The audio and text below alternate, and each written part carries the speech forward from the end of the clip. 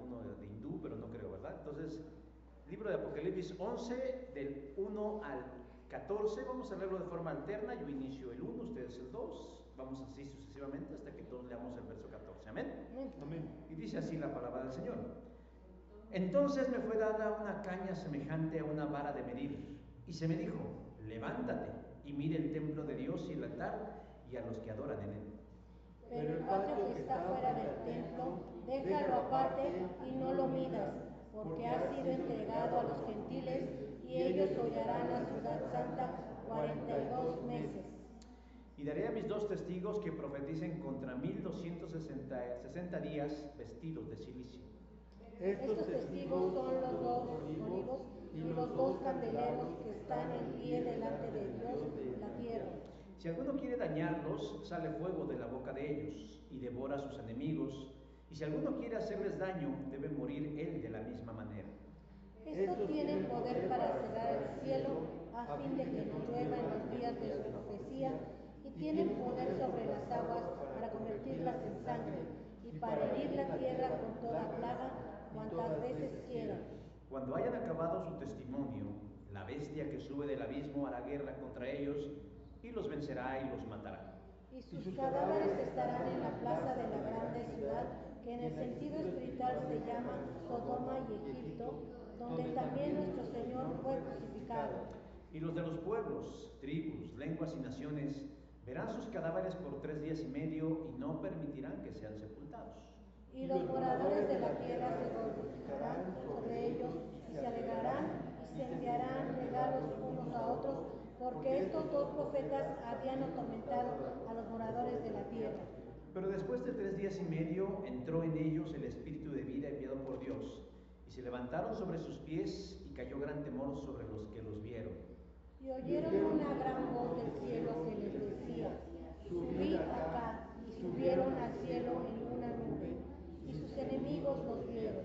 Y en aquella hubo un gran terremoto, y la 10ª parte de la ciudad se derrumbó, y por el terremoto murieron el número de 7,000 hombres, y los demás se aterrorizaron y dieron gloria al Dios del cielo. Todos. Y el segundo ay pasó, he aquí el tercer ay viene pronto. Amén. Pueden tomar sus lugares.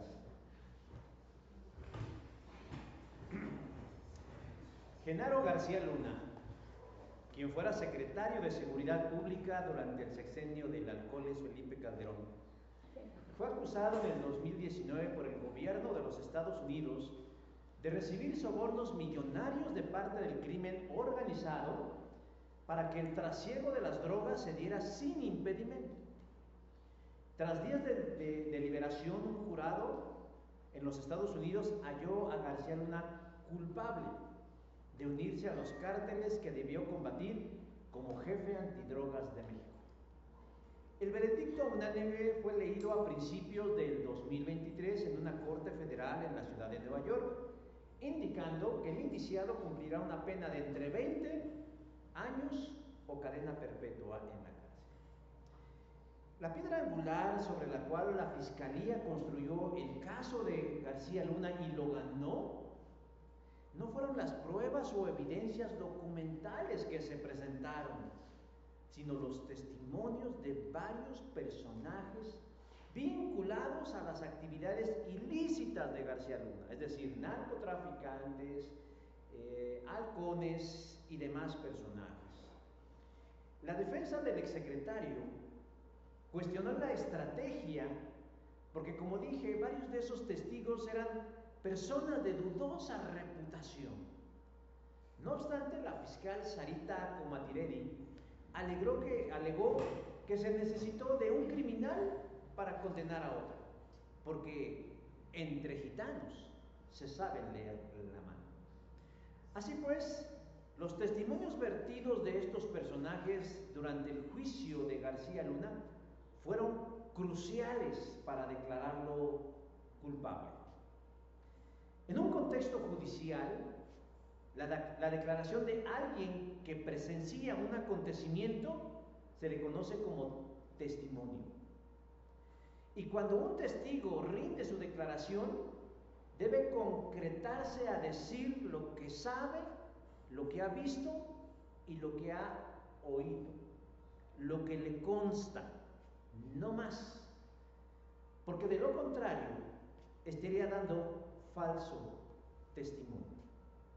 La existencia de un testigo de primera mano, es decir, aquel que lo vio todo, es crucial para declarar a alguien inocente o culpable. Pero un testigo no solamente debe ser útil para los asuntos judiciales, también debe serlo en los asuntos de la fe. Porque un testigo añade validez a los hechos que creemos y que se predican. Cuando los apóstoles Pedro y Juan fueron detenidos y presentados ante las autoridades religiosas en Jerusalén por predicar a Jesucristo, estas, ante la imposibilidad de poderles castigar, ya que tenían miedo de las consecuencias que el pueblo les podría traer, los amenazaron y les prohibieron que siguieran hablando de Jesús. No obstante, Pedro, de una forma valiente y atrevida, respondió: nosotros no podemos dejar de hablar acerca de todo lo que hemos visto y escuchado. Hechos, capítulo 4, versículo 20. Como testigos de Dios, ellos sintieron el deber para con Dios y para con los otros de hablarles de Cristo. Años más tarde, el mismo apóstol Juan escribió una carta donde menciona la importancia de ser testigos de Dios. Primera de Juan 1:1 dice: esta carta habla de la palabra de vida, la cual ya existía desde antes que Dios creara el mundo. La escribimos para contarles lo que hemos visto y escuchado acerca de ella. La Escritura está llena de experiencias, vivencias, testimonios de personas que tuvieron un encuentro con Dios. Por lo tanto, la Escritura es el documento escrito del interés de Dios por restaurar su comunión con nosotros. Pero la Biblia por sí misma no puede lograr eso. Y no me estoy refiriendo al mensaje, sino al libro en sí mismo. Porque un libro en una repisa, en un estante, en una mesa o en un púlpito de manera solita, no da testimonio. En un librero, en una caja, en una mochila y aún guardada en un teléfono inteligente, no da testimonio. Por ello es imprescindible de personas que la hagan de testigos. Gente que hable el lenguaje, las maravillas que Dios ha hecho con ellos.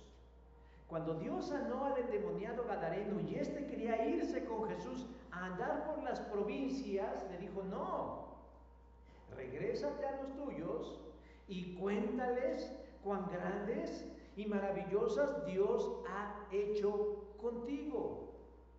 Él era un testigo de la obra de Dios en su vida y dio testimonio de lo que Jesús había hecho en él.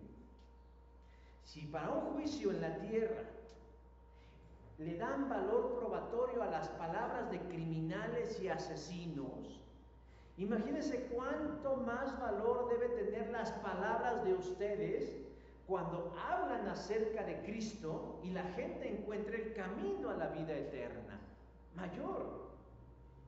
El libro del Apocalipsis, como lo hemos estado revisando los jueves, contrario al pensamiento popular que tienen algunos, no es un libro oscuro que hable de destrucción y de muerte, o de castigo y juicio. Es un libro devocional extraordinario, en donde Juan utiliza el género apocalíptico para transmitir un mensaje a sus lectores que atraviesan por momentos críticos. Porque el gobierno de Roma, bajo la tutela del emperador Domiciano, se cierne sobre ellos como una amenaza dispuesto a aniquilarlos. Y en su lectura, Juan utiliza figuras, imágenes y símbolos inspirados por el Espíritu Santo para mandarle a sus lectores un mensaje de fe, fortaleza, aliento y esperanza, de continuar hacia adelante, siendo testigos de Cristo, ahí donde los ha colocado, pese a las consecuencias que les pueda traer ser cristianos. Los exhorta a ser testigos, pero no cualquier testigo, sino testigos fieles de Jesús. Y la manera de hacerlo es diciéndole 3 implicaciones o significado que conlleva ser un testigo de Jesús de primera mano. Y Juan, mediante una visión que puede resultar hasta futurista, les enseña y nos enseña a nosotros los creyentes a ser testigos de Jesús. Por eso en esta hora de la mañana, ya casi tarde, yo quiero, hermanos, que contestemos una pregunta fundamental en esta hora. ¿Qué significa ser testigo de Jesús? ¿Qué implicaciones conlleva ser portador de un mensaje de vida en Jesús? Y el pasaje nos da 3 respuestas fundamentales. La primera de ellas la encontramos en el versículo 6, donde nos dice que ser, o lo que significa ser testigo de Cristo, implica un privilegio. Versículo 6, estos tienen poder. Decía yo que el lenguaje que utiliza Juan en su libro del Apocalipsis es primordialmente simbólico. Y lo repito, primordialmente simbólico. Lo que significa que el libro del Apocalipsis no puede y no debe interpretarse de manera literal como muchos lo hacen. Porque además de equivocarse en sus elucubraciones, terminan confundiendo a sus oyentes y se pierde la esencia de la enseñanza verdadera que el libro quiere darnos. Así pues, Juan comienza este capítulo con lo que él describe una visión donde dice que a él le fue dada una caña semejante a una vara de medir, versículo 1. Y se le pidió que fuera y midiera ¿qué? Versículo 1. El templo de Dios y el altar y a los que adoran allí. Juan no pretende que sus lectores, en primera instancia, ni nosotros a la distancia, nos pongamos a imaginar cosas que no son. A un señor anciano de 90 años con una regla midiendo las bardas del templo y midiendo el altar de Dios y contando cuántos en su imaginación están ahí. No. El género apocalíptico tenía como finalidad enviar un mensaje encriptado a sus oyentes, pero que fuera extraño para los ajenos. Es decir, si yo quiero decirles algo a ustedes, que solamente lo entiendan ustedes, yo tengo que ideármela de una manera que ustedes puedan comprender mi mensaje en algo que los que están afuera no lo entiendan. Así pues, mis hermanos, lo que está haciendo Juan, o lo que se le está pidiendo a Juan, es delimitar la propiedad de Dios. Dios me pidió delimitar su propiedad, que la simboliza como el templo, el altar y los que adoran. No está hablando de manera literal de que vaya a medir un templo, a que vaya a medir un altar y que vaya a contar a las personas. No, Él está hablando de su congregación. Él está hablando de su comunidad. Él está hablando de su cajal. Él está hablando de su familia, de la iglesia de Jesucristo. Está hablando de usted y está hablando de mí.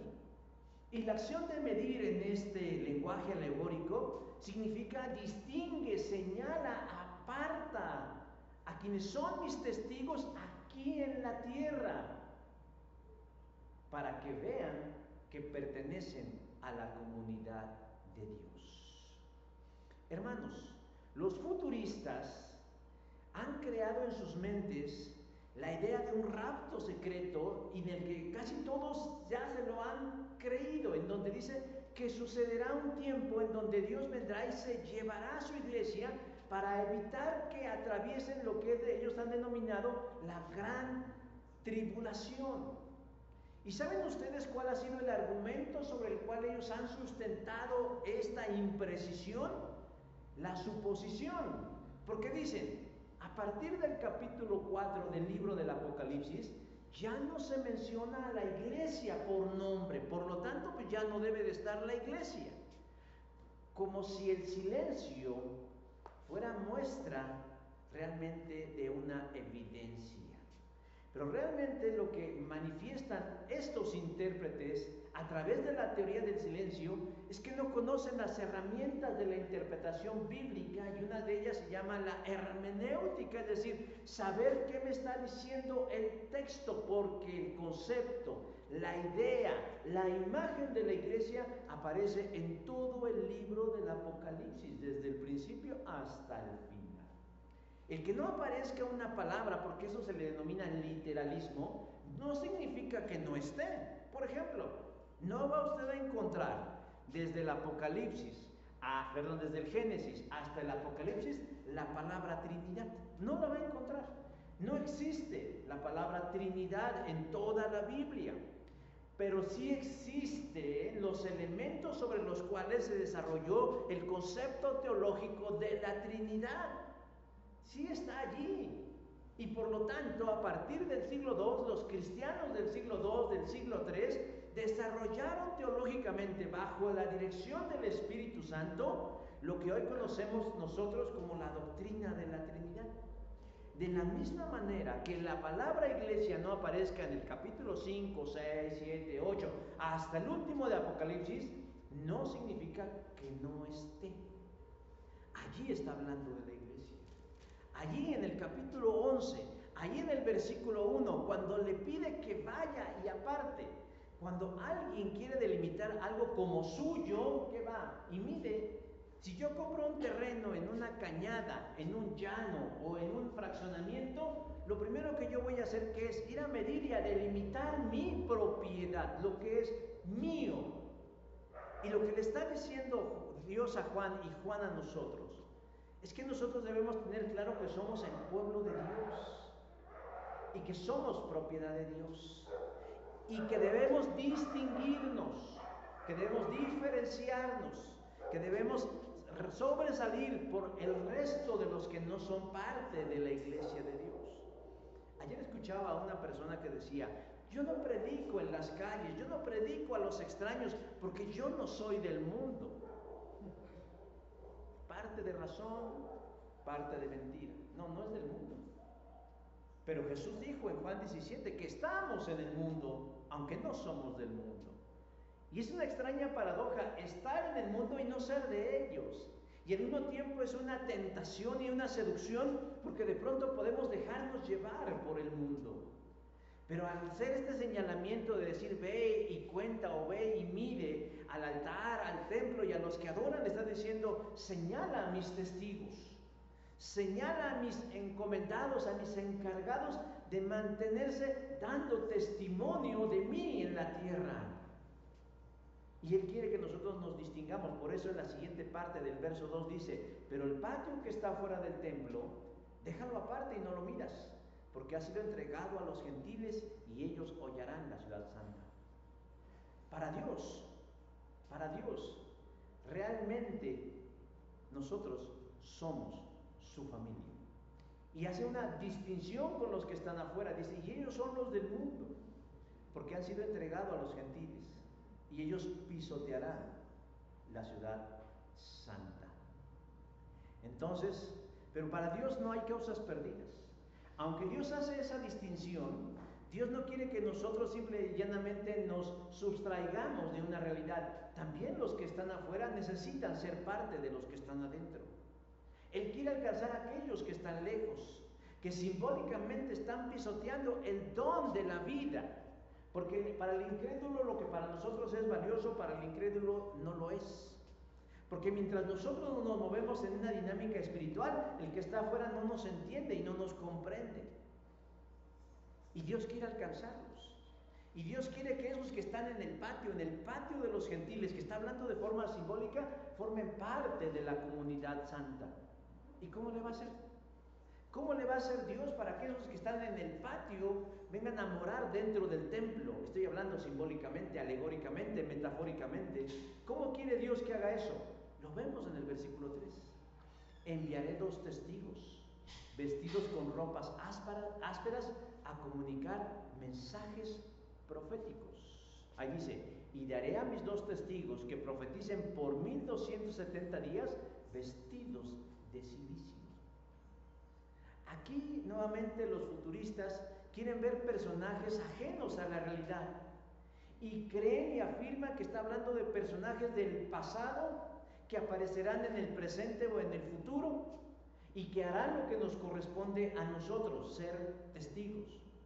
Aquí los futuristas han propuesto decir, es que habla de dos testigos, entonces está a estar hablando de Enoc y de Elías. ¿Y en qué se sustentan ellos para decir que hablan de Enoc y de Elías? Pues como ellos no probaron muerte, sino que fueron arrebatados y llevados con Dios, lo más seguro es que ellos vuelvan y sean los testigos de Dios. Algunos más también han hecho la propuesta de que efectivamente sea Elías y el otro sea Moisés, por ser quienes acompañaron a Jesús en el monte de la transfiguración. Pero ambas interpretaciones están equivocadas, porque en realidad lo que el texto quiere decir, que esos dos testigos se refieren a usted y a mí, a todos los creyentes, porque realmente en el versículo 4 dice, estos testigos son los dos olivos y los dos candeleros. Y para mis hermanos que ya van muy avanzados en la lectura del libro del Apocalipsis, recordarán quién es la figura del candelero, es la iglesia. Los candeleros son la iglesia, porque han de ser luz que alumbra en medio de la oscuridad. Y la idea de los olivos es que son receptáculos del aceite, que es el Espíritu Santo de Dios. De tal manera que cuando Dios dice a través de Juan en su libro, en el verso 3, y daré mis dos testigos, está diciendo, y enviaré a los míos, y enviaré a mi iglesia, y enviaré a mi comunidad, y enviaré a los salvos a que den testimonio por un determinado tiempo, vestidos de cilicio, es decir, vestidos y revestidos de humildad. ¿Pero por qué utiliza el número 2? Utiliza el número 2 para enfatizar el poder del testimonio. ¿Qué dice Eclesiastés 4:9? Es mejor ser dos que uno, porque ambos pueden ayudarse mutuamente a lograr el éxito. ¿Qué decía en la ley de Moisés cuando se trataba de un testigo? No aceptes falso testimonio con un testigo, mínimamente que sean dos. ¿Y de qué manera envió el Señor Jesús a los 70 a predicar? En parejas, de dos en dos. De tal manera que aquí el 2 no significa que sea un valor numérico, sino que realmente está diciendo, ahí va el poder de mi iglesia para hacer y dar anuncio profético. Ahora, nos ha encomendado Dios una gran tarea: predicar, proclamar, anunciar, compartir el Evangelio de Jesucristo. La palabra griega de la que se traduce profeteus implica ser su vocero. Vamos a hablar en su nombre algo que trasciende. Al mismo tiempo que hablamos lo que ha hecho en mi vida, vamos a hablar de lo que Él significa y de lo que Él es. Nos está enviando a predicar, a proclamar, a anunciar, a compartir, a hablar en su nombre, ¿qué? El mensaje de Jesús. Yo sé que para algunos compartir la fe parece ser un castigo o un tormento, porque de pronto decimos, vamos a compartir, este día tengo cosas que hacer, pero vamos a formar un coro de voces para, mira, hasta aunque yo cante como gato panza arriba, pero yo me apunto. Yo sé que hay quienes predicar o compartir les puede representar un tormento, pero déjame decir que los mismos ángeles del cielo quisieran hacerlo y Dios no se los permitió. Primera de Pedro 1:12. Ser testigo de Dios significa un privilegio, porque Dios nos ha escogido, porque Dios nos ha apartado, porque Dios nos ha metido dentro de su propiedad. Pero todo privilegio siempre conlleva una responsabilidad, porque nos queremos sentir privilegiados. O sea, privilegio a veces significan beneficios, significan reconocimientos, significan favores, significan dádivas, significan bendiciones. Pero muchas veces no hablamos de lo que implica ese privilegio. Implica una responsabilidad y viceversa. Y toda responsabilidad implica un privilegio. Cuando alguien nos encomienda algo, no solamente nos está poniendo carga sobre los hombros, sino habla que está pensando en nosotros que poseemos cierta dignidad y cierta capacidad y cierto carácter y cierta personalidad para llevar a cabo eso. Y creo que a veces no dimensionamos eso. Yo recuerdo cuando, bueno, todavía puede llegar a pasar, pero yo me acuerdo cuando yo empecé a ser pastor en esta iglesia y a veces involucraba a las personas y les daba una responsabilidad. Y parece que les daba un castigo porque inmediatamente en cuanto les daba la responsabilidad ya no volvían, ya no regresaban. Pero no podían concebir que detrás de esa responsabilidad había un privilegio. O sea, quien les otorgó esa responsabilidad se puso a pensar, yo creo que fulanito es apto, yo creo que perenganito es inteligente, yo creo que tiene las habilidades, las capacidades, los recursos, las facultades para sacar adelante este pequeño o este grande proyecto. Pero no, se iban por la idea de, ay no, yo no quiero cargas sobre mí. Y lo mismo pasa en el de ser testigos del Señor. Pensamos que es un castigo. Ay, el Señor quiere que se burlen de mí. El Señor quiere que me descalifiquen. El Señor quiere que me segreguen, que me discriminen, que me malmiren. En el mejor de los casos, Porque como vamos a ver más adelante, ser testigo también implica a veces una pena. Pero el Señor, al darnos esta gran responsabilidad, no nos manda con las manos vacías. Ni que fuera oficina de gobierno, usted haga su trabajo y a ver cómo lo puede hacer. No. Cuando fue la pandemia, testimonios de algunos decían, nos mandaban al primer frente de batalla y no nos daban ni siquiera un cubrebocas o unos guantes. Bueno, aunque la Ley Federal del Trabajo dice que todo aquel patrón que contrata a alguien le tiene que proveer de las herramientas e instrumentos y demás insumos para llevar a cabo su labor. Sabemos que eso dice el papel. En la realidad es muy distinto. Pero gracias al Señor que Él es distinto, porque Él no manda a las personas a ser sus testigos con las manos vacías. Los envía sí con humildad, porque dice ahí, con vestiduras ásperas, de silicio. O sea, sin grandes pretensiones o bajo el poder o el auspicio de las cosas materiales. Pero les otorga ¿qué? Su poder. ¿Qué dice el verso 6? Estos tienen poder. Estos tienen poder. ¿Y poder de qué? Poder para cerrar el cielo, a fin de que no llueva en los días de su profecía. ¿Quién les recuerda esto? A Elías. Al profeta Elías que oró porque no lloviera durante 3 años y medio y no llovió. Y después oró para que volviera a llover y llovió. Tenía él la facultad, Dios le había otorgado de manera inmerecida, pero privilegiadamente a Elías, la capacidad de decir que no llueva por 3 años y medio, por alguna razón. Y cuando vio que realmente el mundo se estaba secando, bueno, su mundo, volvió a orar y dijo, Señor, que vuelva a llover, y volvió a llover.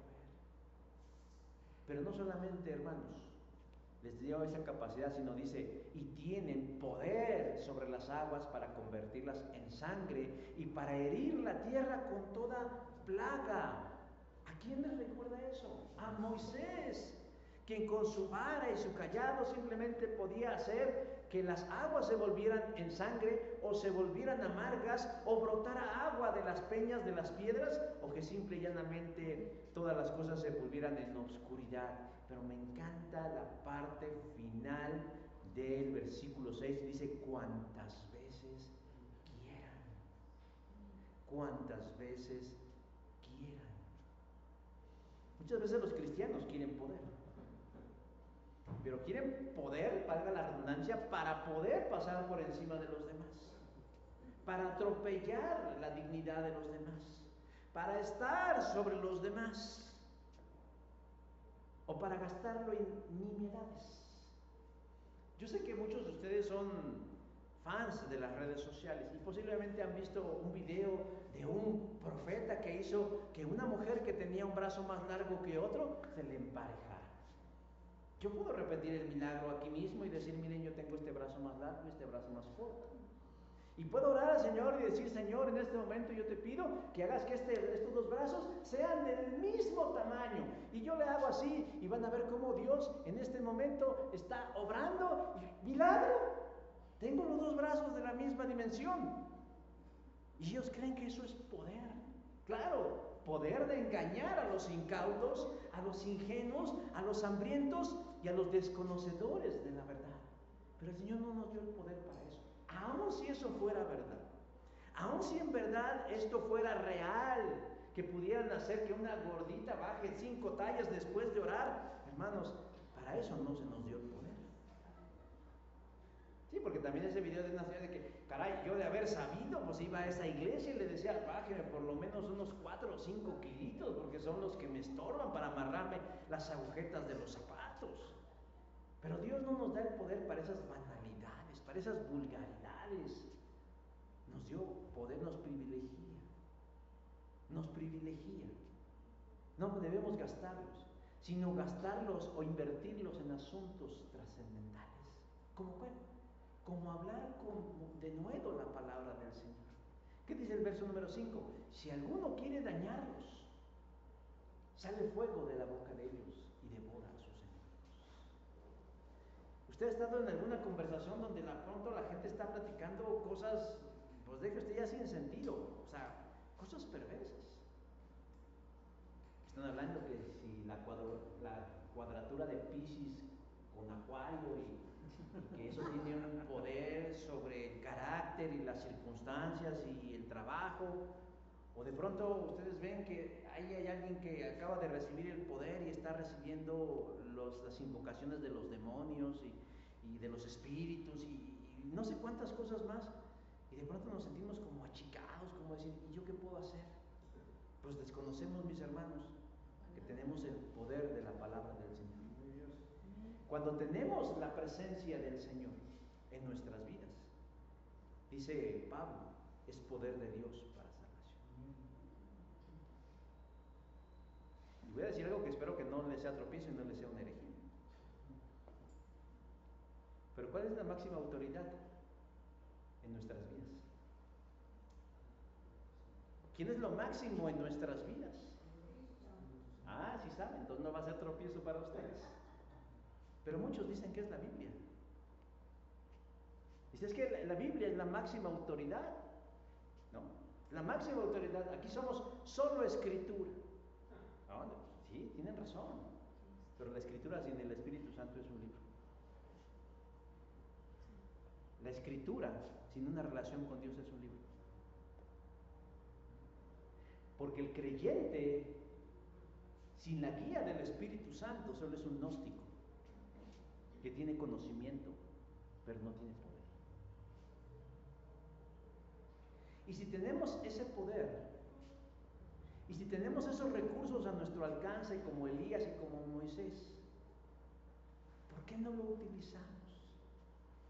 ¿Por qué andamos como si fuéramos igual que otros, viendo cómo le vamos a hacer contando los quintos para poder alcanzar las metas de Dios? Yo creo que se debe a 2 razones fundamentales y solamente les voy a explicar una o tercera después.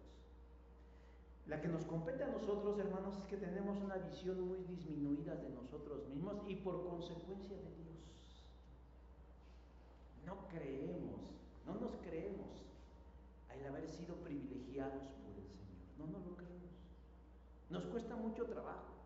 Decimos, no, el Señor podrá usar a fulano, a perengano, pero a mí no. O sea, ¿yo quién soy? Yo solo soy un pobre venadito perdido en la llanura, ahí en un cerro. Ese soy yo. Yo soy estiércol, yo soy basura, yo soy... Y nos decimos una serie de improperios a nosotros mismos. ¿Cómo el Señor se va a fijar en alguien como yo? Pues lo vil y lo menospreciado escogió Dios. Y muchas de estas cosas que nosotros sabemos y conocemos, porque yo sé que ustedes lo saben y lo conocen, el Señor no se lo reveló a los sabios ni a los inteligentes, sino le plació revelárselo a nosotros. Tal vez nos hace falta un poco de valor para atrevernos a creer que mediante nosotros Dios puede hacer grandes cosas, porque tenemos a nuestro alcance los recursos del Señor que lastimosamente no estamos utilizando. No estamos utilizando. Somos privilegiados por ser sus testigos y no lo sabemos. Y peor aún, tal vez lo sabemos y no vivimos como tales. ¿Qué implica ser un testigo de Dios? Implica implica un privilegio y una responsabilidad. Pero la segunda respuesta a la pregunta de qué implica o qué significa ser un testigo de Dios, implica un riesgo. Versículo 7. Y la bestia que sale del abismo hará guerra contra ellos y los vencerá y los matará. Juan está escribiendo. Juan no nos estaba viendo, yo los vi. O sea, hablamos de la visión telescópica, que él estaba en el siglo I y vio el siglo XX. No, él no estaba viendo ni tanques, ni helicópteros, ni nada, no estaba viendo computadoras, ni nada de eso. Él está escribiendo a los creyentes del primer siglo, quienes en ese momento se han convertido en el objetivo del imperio romano. En el año 70 después de la muerte, del nacimiento de Cristo, Jerusalén había sido destruida por los romanos y los judíos habían sido dispersados. Roma ya no tenía con quién jugar a las vencidas. Y entonces dijo, ¿con quién debo pelear? ¿A quién debo molestar? ¿A quién debo hostigar? ¿A quién le debo hacer hate? Pues volteó y vio ahí un corpúsculo de gente, dijo, pues estos, los cristianos. Que antes ni los topaba, o sea, pues antes eran así como del montón, pero dijo, bueno, Juan en su exilio sabe esta condición y quiere animarlos a que no se dejen achicar, sino deben ser testigos fieles de Jesús hasta que Él vuelva. Pero esta tarea de ser testigo en medio de condiciones adversas no es sencillo, porque sobre ellos, decía hace un rato, se cierne de manera peligrosa el imperio del emperador Domiciano, quien quiere atentar en contra de ellos. Ser testigo de Dios tiene privilegios y responsabilidades, pero como toda profesión o actividad, tiene sus riesgos. No sé cuántos años tengo de veterinario, tengo muchos. Y a lo largo de estos 25 años, tal vez 30 años, a mí me dan miedo los perros. De veras me dan miedo los perros. ¿Se deja? No, pues no se deja, arranca el cachorro, ni me lo acercan porque ese es el riesgo de trabajar con animales. Y me he llevado una que otra, mi esposa más porque es más valiente que yo, pero nos hemos llevado unas muy buenas mordidas, unos buenos arañazos, ¿verdad, hermana Adriana? Es que un día me llevó un gato y me hizo un arañazo. Ya casi abríamos ahí, veíamos el hueso y todo, pero bueno. Toda actividad, hermanos, lleva un riesgo. Y a veces cuando uno piensa, ¿a qué me voy a dedicar? Algo que no implique un riesgo. Ay, pues estar acostado, no hacer nada. No, pues todo tiene un riesgo, ¿no? Ser cocinero, un riesgo de quemarse. Ser, ¿cómo se llama? El que cose, picarse, ¿no? Un riesgo. Bueno, ser cristiano y además fiel a Dios en cuanto a nuestro testimonio no es inocuo. Hay peligros, hay riesgos, hay amenazas, inclusive de muerte. Y sería ingenuo que no lo supiéramos. Juan les advierte que aun cuando contamos con las bendiciones del cielo, seguimos expuestos a los peligros de este mundo. Y un enemigo muy poderoso buscará frenar el avance de la fe en Cristo. Ya sabemos que es el diablo. Verso 7 dice, la bestia que sube del abismo hará guerra contra ellos. Pero aquí no está hablando del diablo. No está hablando del diablo. La bestia como tal será unos capitulitos más adelante, pero aquí no está hablando precisamente del diablo, que es el artífice del mal. En realidad está hablando de un aliado del diablo. Está hablando de un cómplice del diablo. Está hablando de alguien que le sirve al diablo, que podría ser más bien un gobernante, un grupo humano, una ideología, una sociedad. Los primeros cristianos estaban bajo la mira de Domiciano. Y si esos creyentes hacían algo que a él no le gustara, él no dudaría ni le temblaría la mano en pelear en contra de ellos, en una lucha desigual. Porque entenderán que él como emperador tiene bajo su cargo soldados, armas, caballos y carros, y los otros lo único que tienen es su fe. Y lo mismo pasa, hermanos, en esta guerra contra el mundo. Si el mundo hace guerra en contra de los hijos de Dios, es una guerra en términos, vamos a decirlo así, desiguales. Porque ellos se van a hacer valer de todo, pellizcos, jalones, todo con tal de dañar a los cristianos. El mismo Juan estaba exiliado en la iglesia de Patmos a causa de su fe, versículo 9 del capítulo 1 de este libro del Apocalipsis. El asunto, mis hermanos, es que la lucha no será simple y llanamente a puros gritos y sombrerazos, sino bajo las armas más viles con las que cuenta el enemigo. Pero lo trágico de este riesgo es que no solamente será una amenaza, un riesgo, sino, dice versículo 7, los vencerá y los matará. Ese es el riesgo que nosotros corremos por ser testigos de Cristo. Guerra de parte de los que son contrarios a Cristo, triunfo de ellos sobre nosotros e inclusive perder la vida. Es un panorama poco halagüeño y pareciera que la tenemos perdida. Pero si nos adelantamos un poquito a la narrativa, diríamos que esta pérdida se convertirá en una paradoja, pero eso lo veremos más adelante. Aunque nosotros vivimos en un ámbito de aparente libertad, bueno, comparado con otros, no podemos negar que alrededor de nosotros hay quien impide que hablemos y expresemos nuestra fe. Y a veces es la gente que tenemos más cercana. A veces es la gente con la que convivimos, con la que guardamos un lazo muy estrecho, la que nos dice, ya vas a empezar con tus cosas. Ya vas a empezar a hablar de esto. No, mira, no. Cada quien su religión. Política, religión y fútbol, de eso no hablamos. ¿Qué es eso? Una oposición al Evangelio y a la verdad. Pero sí podemos hablar de las estrellas, ¿verdad? Y sí podemos hablar de la vida moral de los demás. Y sí podemos meternos en otros asuntos, pero cuando se trata de asuntos verdaderamente trascendentales, sí no queremos. En el mejor de los escenarios, por llamarlo de alguna manera, lo menos que nos puede pasar como cristianos es que nos descalifiquen por ser. Ya no le hables, ya. Pero podemos perderlo todo. En el hilo de la historia, hermanos, esto parece irse cumpliendo. No en un periodo específico que en el final de los tiempos sucederá, sino a lo largo de la historia. Sabemos de muchos momentos en donde los cristianos han tenido que pagar con su sangre el precio de ser testigos. Claro que conforme el mundo se vaya pervirtiendo y descarrilando más, esto se irá agudizando cuando lleguemos al final. Miramos a nuestro alrededor y la gente no quiere responder al Evangelio. Pero por lo menos dijeran, ¿sabes qué? No me interesa, gracias, te lo agradezco mucho. Pero lo hacen de una manera agresiva, violenta. Y eso pareciera, hermanos, que de pronto nos da como la idea de que el cristianismo se está muriendo.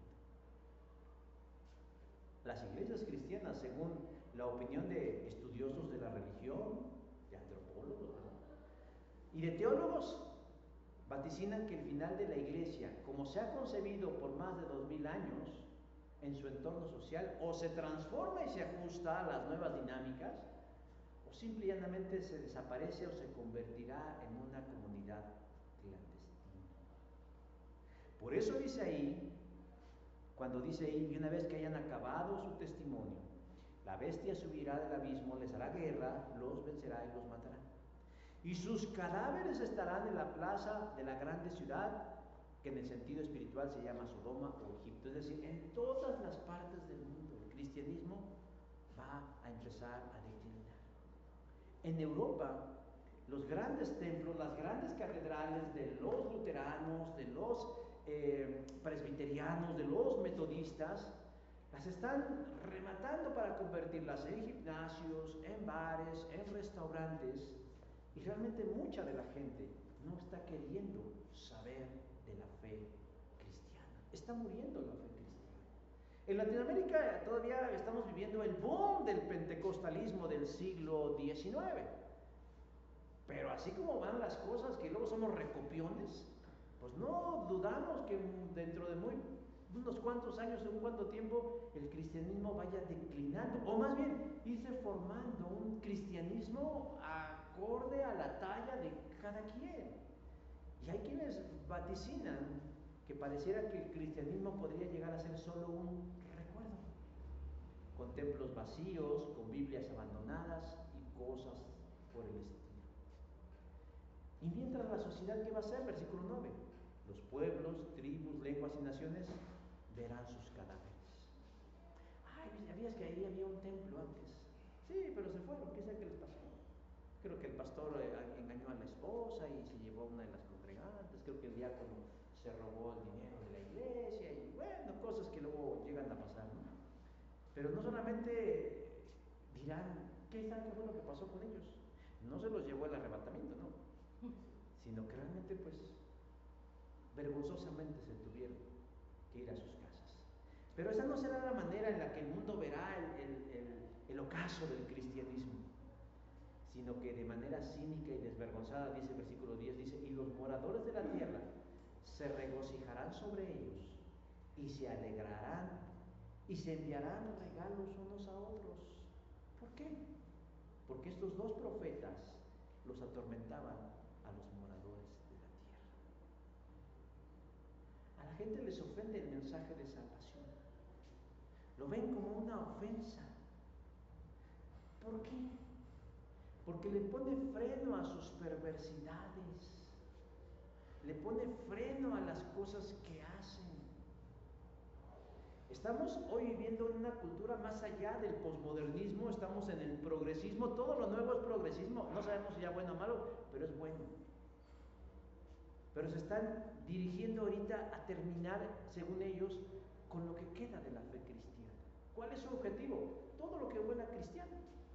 Todo lo que huela cristiano en los diferentes medios, en los diferentes espacios. Bueno, en esta cultura woke, es decir, de progresismo, lo que están buscando es decir, todo lo que sea tradicional y conservador está mal. Matrimonio entre hombre y mujer está mal. Niños con una clara definición de su género está mal. Familias compuestas por papá, madre, hijo, está mal. Todo está mal. Y entonces están trabajando porque realmente o las diferentes iglesias y denominaciones se adapten a los nuevos tiempos, diluyendo sus principios en aras de no perder adeptos, o simple y llanamente desaparecen. Pero en el peor de los casos, dice Juan, muchos de esos testigos morirán. Y ese es el riesgo de ser testigos. Por eso cuando Cristo viene a nuestra vida, a ver, Señor, léeme la letra chiquita. Porque muchas veces decimos, no, es que Cristo tiene un plan para tu vida, todos tus problemas se van a solucionar. Claro, esos se van a solucionar, pero te van a venir otros. De mayor trascendencia, de mayor envergadura, de mayor responsabilidad, pero a final de cuentas son problemas. Porque ser testigo de Dios implica un riesgo. Pero la tercera cosa que nos dice el texto es que ser un testigo de Dios también implica una recompensa, versículo 11. Y entró en ellos el Espíritu de vida enviado por Dios. Luego de que el mundo festeje o esté festejando la muerte del testimonio, para Dios no está dicha la última palabra. Como decía el hermano Juan Germán Ruiz, cuando el diablo venga y te diga que ya todo se acabó, aguas, porque lo mejor está por comenzar. Versículo 11. Después de 3 días y medio, es decir, de un periodo de tiempo que no tiene mayor significado, el Espíritu de vida enviado por Dios entró en ellos y se levantaron sobre sus pies. Nuevamente estamos hablando de manera simbólica, porque la enseñanza es que aun cuando las causas pueden parecer perdidas o acabadas, Dios es el que puede volver a dar aliento para que sus testigos sigan adelante. Y si esto lo proyectamos hacia el futuro y conforme nos vayamos acercando al final de los tiempos, podría ser que esta referencia sea el tan cacareado avivamiento de lo que hablan algunos creyentes, ¿no? Que dicen, es que en el preámbulo del final habrá un gran avivamiento. Bueno, pues puede ser este y ojalá sea este, porque los que habían muerto porque los que habían muerto, los que estaban ya en el piso, en la lona, todos vapuleados, dice ahí versículo 11, el Señor envió a ellos su espíritu de vida, fueron levantados sobre sus pies, y entonces todos aquellos que se regocijaban de su caída sintieron miedo y asombro, versículo 11. Volvieron a vivir, hermanos, en un afán de ¿qué? De reivindicar a los testigos. Uno de los argumentos sobre los cuales los fariseos no podían negar que Jesús era el Hijo de Dios eran sus milagros, eran sus portentos. De hecho, por eso Nicodemo dice, sabemos que si alguien hace las cosas que tú haces es porque viene de parte de Dios. Cuando Él sanó a los ciegos y a los cojos, cuando Él levantaba a los muertos, ellos no podían decir, no objetaban en realidad los milagros porque sabían que era de Dios, y eso les enojaba mucho, mucho. Y Dios tiene el poder de levantar a su iglesia ya casi muerta, resucitarla de entre los muertos, para reivindicarla delante de sus enemigos. El precio de ser testigo de Dios tiene que ser pagado con la vida, ya sea que lo invirtamos ahí, o como en el caso de los mártires, la ofrendemos para el Señor. Curiosamente, la palabra mártir, que es del griego martus, es de donde se saca la palabra testigo. Un testigo necesariamente es un mártir. Es un mártir. En capítulos anteriores del libro del Apocalipsis, cuando Juan habla del quinto sello, dice que miró debajo del altar de Dios y vio las almas de los que habían sido muertos por causa de la palabra de Dios y por el testimonio que tenían. Apocalipsis 6:9. Y que las almas de esos que habían muerto por el Señor clamaban día y noche: ¿hasta cuándo, santo y verdadero Señor, no juzgas y vengas nuestra sangre en los que moran en la tierra? Apocalipsis 6:10. Hermanos, nosotros testificamos y trabajamos porque la gente se salve. Y aunque tengamos una respuesta pobre o nula desdeñando el Evangelio, el peor de los escenarios es que muramos por eso en la tierra.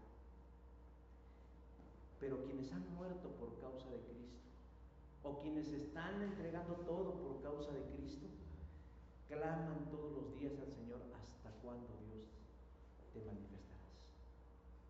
No hay que desesperarnos, no hay que sentir frustración o impotencia, porque si nosotros estamos interesados en la salvación de las almas, Dios está más interesado que nosotros. Y en su tiempo y en su manera, Él hará justicia. Y esta justicia no es castigo o venganza, sino un juicio que conduzca al arrepentimiento. Llegará un día en el que todas las cosas quedarán claras: quiénes eran los buenos y quiénes eran los malos, quiénes estaban en la verdad y quiénes estaban en la mentira, quiénes estaban en la vida y quiénes estaban de la muerte. ¿Y cuándo será eso, hermanos? Cuando Cristo vuelva. ¿Y cuándo volverá Cristo? Dice verso 11. Y entonces escucharon una voz del cielo llamando a sus testigos. Y estos subieron al cielo en una nube, y sus enemigos lo vieron.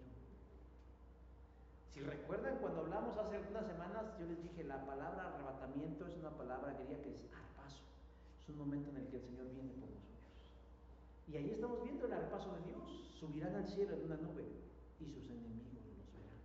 Esos que murieron por ser sus testigos, esos que fueron denostados, descalificados, humillados, segregados, discriminados o asesinados, esos, como en una recompensa, el Señor los tomará entre sus brazos y los subirá al cielo a los ojos de todas las personas. ¿Ven cómo no hay ningún rapto secreto? Porque no es secreto, porque dice ahí: y sus enemigos los vieron. Aquellos que alguna vez nos hicieron una cara de fuchi por ser cristianos, verán cuando el Señor nos lleve en sus manos hacia la eternidad. Y entonces dice ahí que algunos morirán y otros procederán al arrepentimiento. Versículo 13 dice: los demás se aterrorizaron y dieron gloria al Dios de los cielos. Esos que en otrora tiempo se burlaron de la fe, cuando vean la manifestación del Señor, darán gloria al Dios de los cielos. Y se habrá cumplido el propósito del juicio de Dios, que es llamar al arrepentimiento que conduce a la salvación. Hermanos, ser testigo de Dios implica una recompensa, pero no porque nos hayamos portado bien, no, sino porque implica recibir un galardón por haber sido fieles a su palabra y haber invertido la vida en los asuntos que correspondían. Hemos hablado acerca del concepto de la palabra fe, y en donde dicen muchos, fe es creer, pero donde también fe es ser leal. Soy leal al Señor hasta que Él venga. Jesús ha prometido que Él hará justicia, levantándonos de entre los muertos y avergonzando a los detractores de nuestra fe, que si son sabios, podrían aspirar a ser también hijos de la salvación. Hermanos, el valor de un testigo es inimaginable en una corte. Determina inocencia o culpabilidad. Pero en términos de la salvación y de lo espiritual, el valor de un testigo también es inimaginable para Dios. No solo porque avala algo que es verdadero, sino por la inversión de la vida que hacemos cuando nos convertimos en sus testigos. Dios no es indiferente a nuestro trabajo cuando hablamos de Jesús. Yo sé que para el hombre sin Cristo esto no es alentador, pero para quienes hemos recibido el don de la salvación en la fe, entendemos que debemos ser leales a Jesús, manteniéndonos fieles y firmes a sus mandamientos y llevando hacia adelante la misión de reconciliar al mundo con Él. El Evangelio, hermanos, no se trata de nosotros. El Evangelio se trata de Dios, porque Dios creó el mundo y vio que era bueno y quiso compartirlo con sus criaturas, siendo nosotros la creación máxima y más perfecta que había hecho. Y se rompió a raíz del pecado, y eso le dolió en el corazón a Dios. Y todo lo que ha pasado y todo lo que ha sucedido y todo lo que sucederá es en aras de reconciliarnos con el Señor. Pero para que eso sea una realidad, nosotros debemos fungir como testigos, de una o de muchas maneras. Echemos mano de la creatividad acerca de cómo podemos inundar nuestro derredor con el mensaje de fe y de salvación en Cristo Jesús, nuestro Salvador. Amén. Vamos a cerrar nuestros ojos y vamos ahora, hermanos, para terminar. Buen Dios y Padre Santo, en esta hora de la tarde agradecemos infinitamente, Señor, que nos des la oportunidad de poder escuchar, Señor, tu palabra y tu verdad. Queremos suplicarte, Padre del cielo y de la tierra, que en esta hora tu Espíritu Santo sea el que hable a nuestras mentes y nuestros corazones y nos ayude, bondadoso Dios, a entender las implicaciones y el significado de ser un testigo, que implica un privilegio inmerecido, que conlleva una gran responsabilidad, pero que en esa dinámica, Señor, podemos desarrollarlo y desempeñarlo. Y al mismo tiempo, Señor, saber que implica una amenaza, un riesgo, pero con todo estamos dispuestos a enfrentarlo, porque no vamos solos, ni vamos desprotegidos, sino que vamos arropados de tu presencia y de tu poder. Y además nos has contado el final de la historia, porque dices que ser un testigo también implica, Señor, una recompensa. Sabemos el final de la película. Sabemos, Dios, que tú en el debido tiempo ejecutarás un juicio, no como castigo o como venganza, sino con la finalidad, Señor, de esclarecer en la mente de los incrédulos que se habían equivocado. Cuando nos levantes, Señor, por sobre las alturas y nos recibas, bendito Dios, en tu reino, también servirá, Padre del cielo, como un testimonio para que el que no cree o no ha creído, crea y se salve y alcance vida eterna. Te bendecimos, Señor, te glorificamos por este don inmerecido. Permítenos estar a la altura de este llamamiento. Por Cristo Jesús te lo pedimos. Amén. Gracias, hermanos. El Señor les bendice.